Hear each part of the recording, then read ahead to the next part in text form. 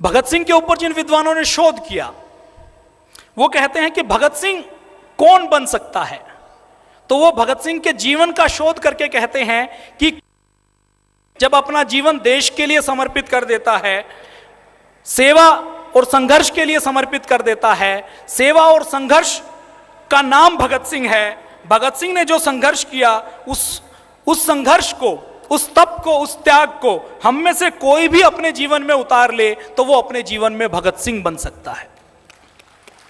भगत सिंह के एक मित्र शिव वर्मा उनसे अंतिम समय में जेल में मिले, तो जेल में मिलने के बाद शिव वर्मा ने, रिश्तेदारों की जब बातचीत चल रही थी कि भगत सिंह की मौत के बाद उनकी विरासत कैसी होगी, कौन उनके उत्तराधिकारी होंगे, तो भगत सिंह ने कहा था कि जो मेरे काम को आगे बढ़ाएंगे वो मेरे रिश्तेदार होंगे, मेरे उत्तराधिकारी होंगे।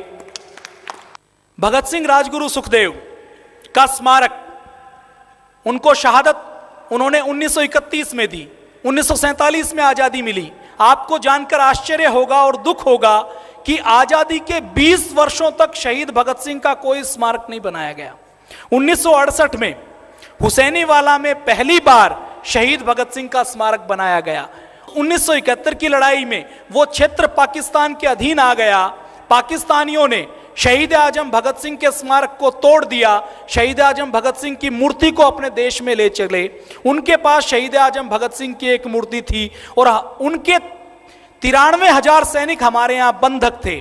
यह बड़े दुख की बात है कि 20 वर्षों तक तो स्मारक नहीं बना, और स्मारक बनने के बाद एक बार 1971 में जब टूट गया तो टूटने के बाद अपने देश का नेतृत्व इतना कमजोर है कि सेना ने 93,000 सैनिकों को बंदी बना लिया, दुश्मनों को बंदी बना लिया, लेकिन हम उनसे सम्मानजनक समझौता नहीं कर पाए। सरदार भगत सिंह कितना स्वाध्याय करते थे, कितनी पुस्तकें पढ़ते थे। 8 अप्रैल 1929 से लेकर 23 मार्च 1931 तक 716 दिनों तक जेल में रहे। उन 716 दिनों में 300 पुस्तकें सरदार भगत सिंह ने पढ़ी, और पतली पतली पुस्तकें नहीं, 300, 400 पन्नों की पुस्तकें सरदार भगत सिंह ने पढ़ी। 8 अप्रैल 1929 से 23 मार्च 1931, 716 दिनों में। और जेल में कोई लाइब्रेरी नहीं थी। यह तो तब है जब हर पुस्तक का नाम याद करके, पब्लिकेशन नाम याद करके और लेखक का नाम याद करके व्यक्ति जो मिलने वाले आते थे उनसे पुस्तकें मंगवानी पड़ती थी। सरदार भगत सिंह का पुस्तक और पिस्तौल का 24 घंटे का साथ था। वो ये कहते थे कि जब तक हम स्वाध्याय नहीं करेंगे, जब तक बार बार नहीं पढ़ेंगे, तब तक हम अपने देश की सेवा भी अच्छी तरह से नहीं कर सकते।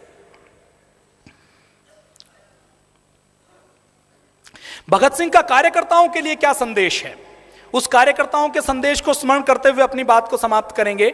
भगत सिंह मानते थे कि क्रांति के लिए निरंतर संघर्ष की आवश्यकता है, कष्ट सहने, कुर्बानी भरा जीवन बिताने की आवश्यकता है।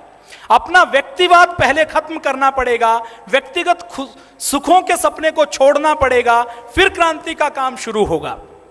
भगत सिंह एकदम नहीं होती, एकदम कोई व्यवस्था परिवर्तन नहीं होता।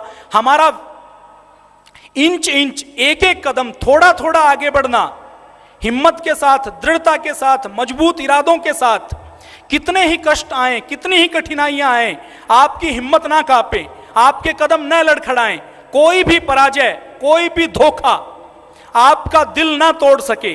कितने ही कष्ट आए, आपका जोश ठंडा ना पड़े, कष्ट सहने और कुर्बानी करने के सिद्धांत से ही सफलता हासिल करेंगे। कई बार जब हम आंदोलन करते हैं तो आंदोलन में संपूर्ण सफलता एक बार में नहीं मिलती, तो हमारे कार्यकर्ता भी निराश हो जाते हैं। हमें भगत सिंह के उन शब्दों को याद करना है कि हमें निराश नहीं होना, कितनी भी भारी कठिनाइयां आए उसको प्राप्त करना है, शहीद आजम भगत सिंह के सपने को पूरा करना है। और आज के परिप्रेक्ष्य में अगर आज शहीद भगत सिंह होते तो क्या करते?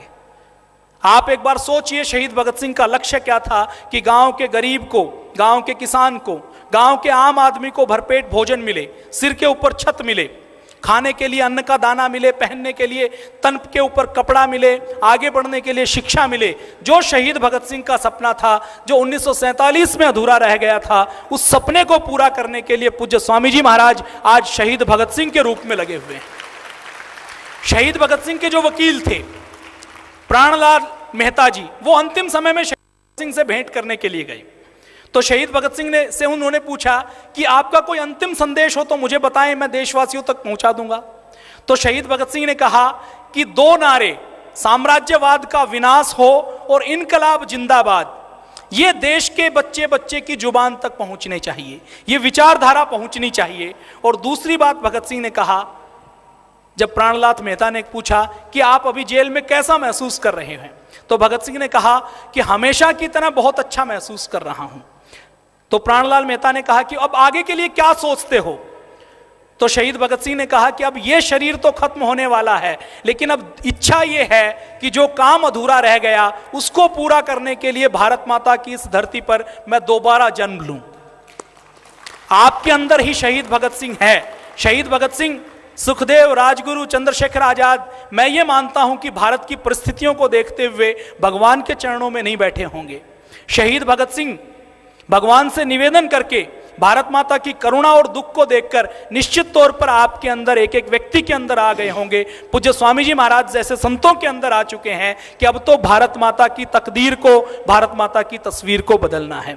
आज अगर भगत सिंह होते तो निश्चित तौर पर वही काम करते जो पूज्य स्वामी जी महाराज कर रहे हैं। तो पूज्य स्वामी जी महाराज का यह कार्य मात्र भारत स्वाभिमान का, पतंजलि योग पीठ का नहीं है, यह शहीद भगत सिंह और शहीदों के सपनों का भारत बनाने का कार्य है। हम सब प्राणापण से आज इस शहीदी दिवस पर संकल्प लें कि हम शहीदों का भारत बनाएंगे। शहीद भगत सिंह का जो सपना अधूरा रह गया था उसका पूरा करने के लिए हमें कोई कष्ट सहना पड़े, कोई कुर्बानी देनी पड़े, अपने सुखों को त्याग करना पड़े, तो हम उसके लिए तैयार रहेंगे। इन्हीं शब्दों के साथ अपनी वाणी को विराम देता हूं। पूज्य स्वामी जी महाराज के चरणों में कोटि कोटि नमन।